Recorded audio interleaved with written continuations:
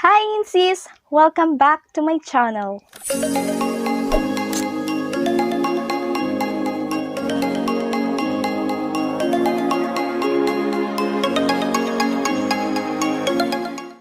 Gusto mo mag-vlog pero hindi maganda yung camera mo? Kaya hindi ka makapag-vlog ay dahil dito pero gustong-gusto mong mag-vlog. I'm going to share you some tips na kahit phone lang yung gamit mo, para ka na rin gumamit ng high-tech vlog setup camera. Kaya panoorin nyo lang ang video na ito and don't forget to click the subscribe button and ring the notification bell. Actually guys, nasa phone mo na ang sagot, pero kailangan mo lang talaga ay ang mag-explore pa. Sa panahon ngayon ay high-tech na mga phones natin at pwede natin gamitin ito sa pagbablog. Kaya lang hindi mo alam kung paano mag-set up using your phone camera. So for our first equipment, your cellphone. Ang cellphone naman na ginagamit ko ay ang Infinix Hot S4. Hindi ko po siya may papakita sa inyo ng actual kasi nga po ito po yung mismong gamit ko.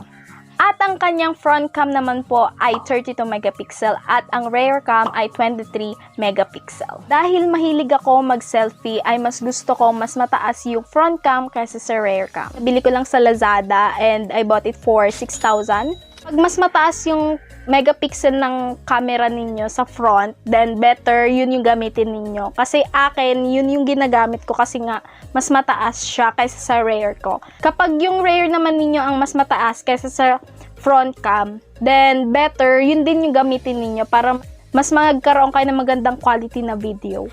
So, yun na nga guys, hindi naman talaga kailangan maganda yung phone sa pagbablog dahil ang pinaka-importante ay yung quality ng content. So, for the second equipment ay ang inyong tripod or monopod. Mahirap nga naman kasi mag-vlog kung gamit ninyo ay ang inyong kamay. Mahirap talaga. Dahil ang magiging tendency ng video ninyo ay magiging shaky o hindi kaya magulo. Kung may monopod ka at wala ka pang tripod, then pwede mo muna itong gamitin. Katulad nito, diba? Pero yung sa akin, sira na yung rubber niya dito kaya hindi ko na siya nagagamit. Kung hindi mo talaga afford na magkaroon ng tripod, then gawa mo siya ng paraan. Di ba katulad ni Papa Shoutout, dinikit niya sa dingding tapos inano lang niya ng packing tape para lang mag-steady yung camera niya. Marami namang shops dyan katulad ng Shopee or Lazada at magsisale naman sila. Actually may mga nakita akong mga monopod na 34 pesos. At kung meron ka namang tripod, katulad ng sa akin, gorilla pad yung tawag nila dito. Yung nandito niya, tinanggal ko at yun yung ginagamit ko ngayon dyan. Kasi flexible siya, ayan o, ganun. Pero sa akin sira na. Pero nagagamit pa naman. Ayan, di ba? Oh, tanggal pa. Pwede nyo siyang gamitin kapag yung mga travel vlog, tapos gusto nyo lang siyang i-ganon. Kasi flexible yung kanyang katawan, ayan, octopus. Tsaka, pwede nyo siyang ipatong sa mesa para mas maganda, diba? Ayun guys, meron pa akong isang tripod na ginagamit at ito ngayon nandito sa ginagamit ko ngayon sa harap. And dito ko na lang siya papakita. Bavin yan guys, and nabili ko siya sa Shopee for $199 kasi sale lang yan. Dahil mahilig akong bumili kapag sale. Okay guys, for our third equipment ay ang audio, katulad nito. Pero since wala akong ganyan, ay gumawa ako ng paraan. Tamang halungkat lang talaga sa settings ng camera ninyo, malalaman nyo lahat. So, yung ginagamit ko ay ang earphone ko. And hindi siya yung earphone ng Infinix na galing sa phone ko. Shoutout nga pala sa friend ko na nagsuggest sa akin na itong earphone na ito na Xiaomi. Nabili ko siya ata sa Gateway ba yun? Tapos doon sa Xiaomi shop. And it's only $199 or $299. Bakit earphone yung naging solusyon ko para mas maging maganda yung audio ng aking videos? Dahil meron po akong natuklasan sa settings ng aking camera. And ayun ay ang pumunta lang sa audio source at pindutin nyo lang yung external mic. Yung default na camera apps ninyo ay baka walang ganitong settings. Kaya mag-download na lang kayo ng camera app. At yung camera app na pwede nyong gamitin ay ang Open Camera at Filmoric Pro. Pwede kayong gumamit ng kung ano yung earphone na meron kayo. So, ito yung difference ng merong earphone. Ito ngayon, yung nagsasalita ako. Tapos, ito naman yung wala.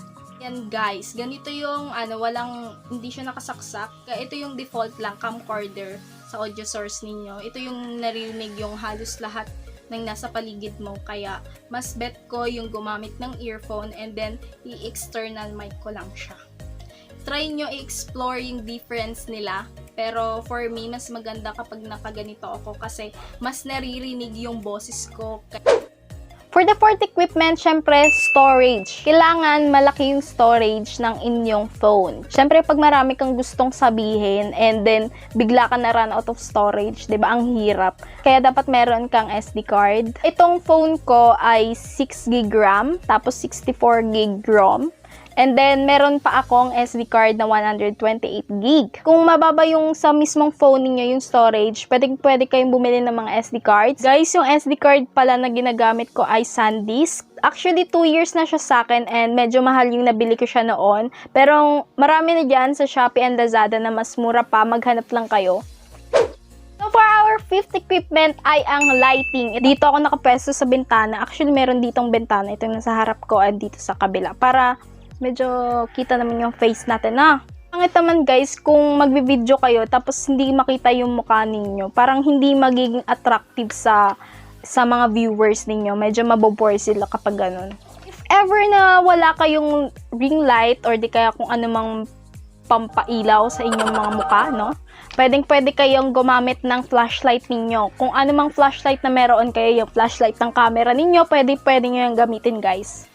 Pero pag akin, pag gabi, ito yung ginagamit ko. Guys, tignan nyo kung gaano to. Ayan oh. Sinong lalaban dito? Ganito kalakas yung magiging ilaw ko kapag gabi. Ayan. Kasi guys, tingnan mo naman. 'Di ba? Medyo madilim na ngayon kasi anong oras na. Tapos, nandito yung pinsan ko, nagtumutulong sa akin sa tabi. Tapos, hawakan niya lang. Ayan, guys. Thank you, Patrick. Mas magiging maganda yung presentation ng video ninyo kapag mayroon kayong magandang lighting. So, ayun lang naman guys. Take note, hindi nyo kailangan magkaroon ng magagandang equipments dahil a good quality content makes a good video. Kahit magagandang equipments pa ang meron kayo guys, kung yung content naman ninyo ay wale, then useless pa rin. So if you enjoy this video, please like, comment, and share this video, and don't forget to subscribe and ring the notification bell. Bye, sis! 100 subs na tayo! Yes! Thank you, guys! Medyo nag-ayos ako, no? Kasi gusto ko maging presentable naman sa inyo. Yun. For our shoutout kay Maleng Girl at saka sa kanyang baby at saka sa kanyang buong family. Kay Jeremiah Salomon, kay Princess Borja, at meron siyang channel guys. At inilagay ko dyan siya sa description box. Magaling yan kumanta. Kay Enrico Enerlan Nuboy.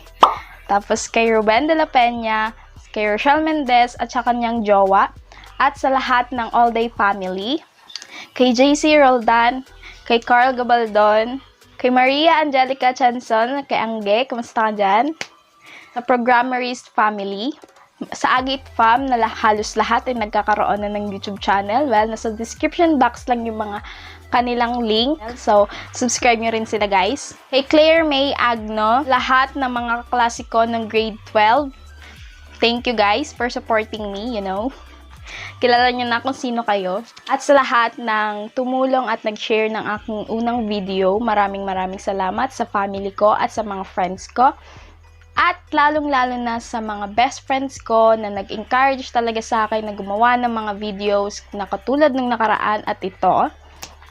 At yun ay sina Frances Lorraine San Miguel, Missy Melinas, Javit Pandibilla, at Mark Bayadas. Maraming salamat. Jaya Kaali, maraming salamat din sa pag-support sa inyo. Ayan, at sa lahat ng Pussycats, maraming salamat sa inyo sa pag-support nyo sa akin. So if ever na gusto nyo ma-shoutout kayo sa aking mga videos, then comment down below.